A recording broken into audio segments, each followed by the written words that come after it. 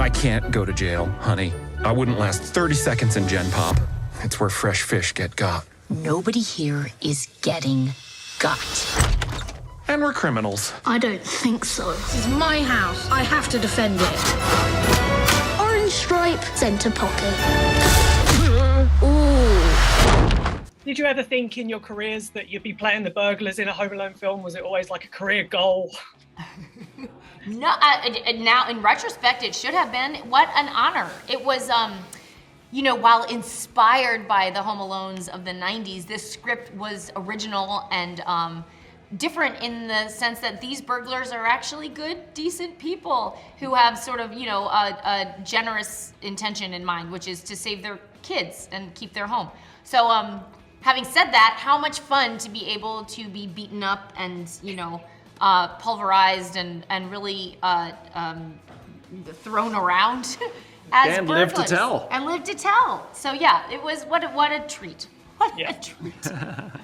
I always find it interesting with the reaction to these films, because when the trailer came out, everyone was like, oh, they're doing another Home Alone film. It's like, there's been 6 of them. Like, this has been happening.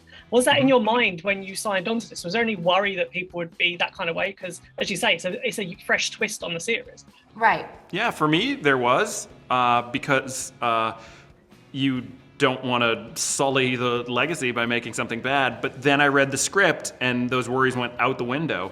The script was so great by Mikey Day and Streeter Seidel, and I just laughed the whole time reading it and thought, yeah, I'd love to say those words and do those silly things, and I think people will enjoy it. So yeah, no, I totally understand any concerns people might have had, and then I read the script, and those concerns were taken behind the barn and shot in the head. Yeah.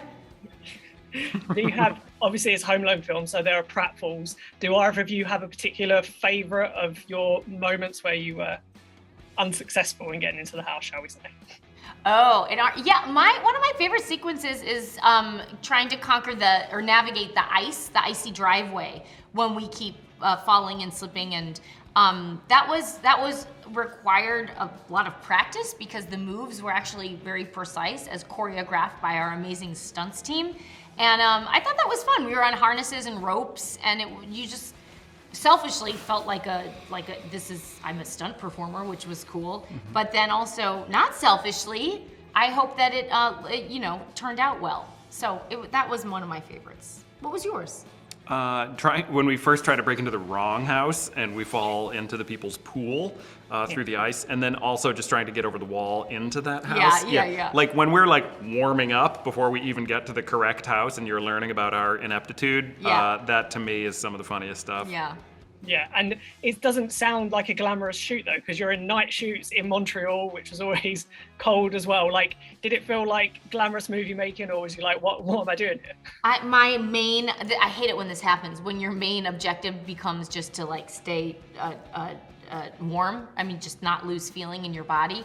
And that the night shoot with Devin, who was Buzz in the other Home Alones, was freezing. It was very cold that night. We all had on our electric heated vests, and of course the Canadian crew, so hardy and so uncomplaining, were not fazed at all by the sub-zero temperatures, but it was really cold. It was cold. I think you learn after a while of having the good fortune to act professionally that it's not that hard to look at Ellie Kemper and laugh in a talking scene. That anybody could do that, but not anybody could pretend that they're not dying of cold in the middle of the Canadian night in winter. Yeah. That's when you're really drawing on your experience to be like, pretend that I'm not in pain from cold, pretend that I'm not exhausted because it is 3:30 in the morning.